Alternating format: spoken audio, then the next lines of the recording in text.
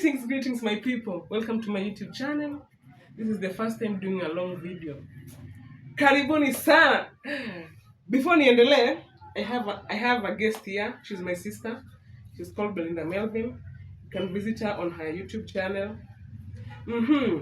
So, our first topic of today is things we are unlearning.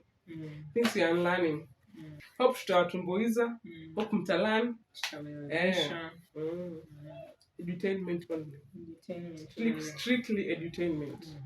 Yeah. Hope you enjoy. Haya, back to things we are unlearning.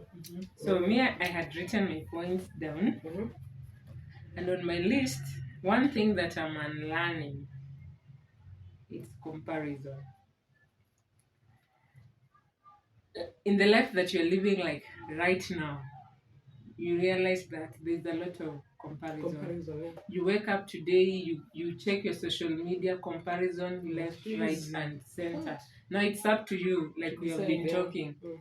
Protect what you are watching. Like guard your heart with all that it takes. Whatever that you are watching, whatever that the people that are around you and whatever that they're speaking. Because sometimes unaweza jipata kwa crew ya watu, vitu wanaongelelea, you feel like you're the odd one out, and they start making you feel like less of a human being. Hakuna kitu unaachieve, hakuna kitu unafanya. Na unajua unaona kama like growing up tumekuwa na wale mabeshti wenye tumegrow na wao up ever since we were kids. Right now we are big adults, and then you look at them, you see like the life is moving on. Everyone is moving, everyone is going somewhere, everyone is doing like amazing with everything that they're trying, and then kuna wewe. Na the minute jile tunajua kitu na unlearn ni hiyo tu kwa comparison. It's not like me comparing myself with other people and their progress. It's also mimi mwenyewe, like how do I like encourage that. So what I'm unlearning is, if nilikuwa nasema kitu niseme at so and so is doing good, and then there is me, it's me, ni kama mimi ndio mwenye najipiga vita.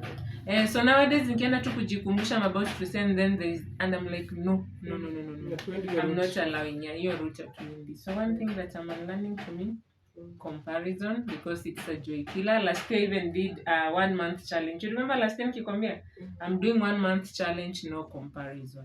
So you do your thing. Ukianza kuangalia life na hiyo perspective ya mimi niko hapa, msifulani yako pale, depression is attack king sababu wewe alafu kwanza social media una cheese hiyo place hapa na hiyo zafanya shughuli na depression. Sasa ni up to you, angalia na hii ukienda social media unaenda kuangalia unaenda kufanya nini, what are you consuming, because that one also dictates a lot about you. So mimi kitu nimejifunza hiyo comparison, I'm not going that route. It's okay, you're doing good, you're doing like things are moving on well with you, ni sawa tu. I wish you well. I'll just clap for you until it's my turn. Hivyo tu. Sitaki kujicompare. Kitu kingine na what? Imeenda.